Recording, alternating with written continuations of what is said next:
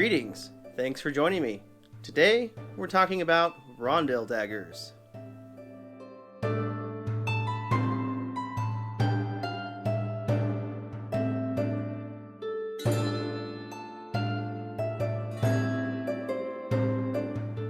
Rondel daggers were an iconic weapon used throughout medieval Europe from the early 14th centuries through the early 17th centuries.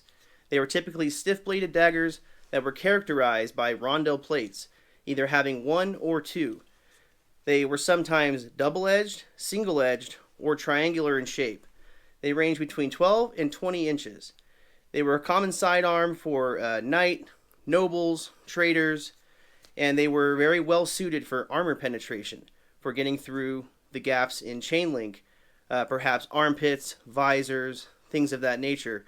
Very deadly tools, but also very iconic tools, and somewhat simple in construction. Some look as plain as this, and some get extremely ornate. Let's take a quick journey through period art from some of the colorful past of the Rondel dagger. Enjoy.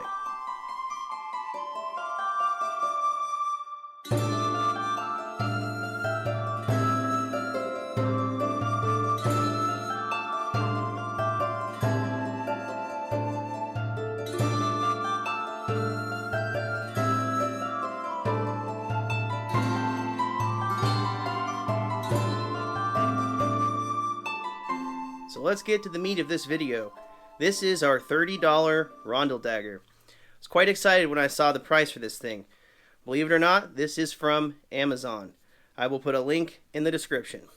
I was actually somewhat impressed and in no way disappointed when I received this.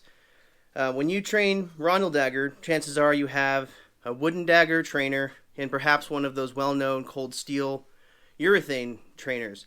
Those I both would feel would be a little safer than using this, but I really don't see a whole difference in safety between this and the wood dagger.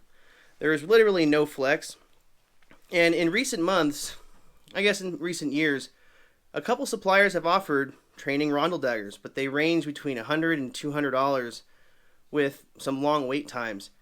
And this really does kind of accomplish what you need it to. It's fairly indestructible. It's got extremely dull edges. I would guess probably 3.5 millimeter on the edge. Has a slight bit of distal taper, and it was a fairly round, robust tip.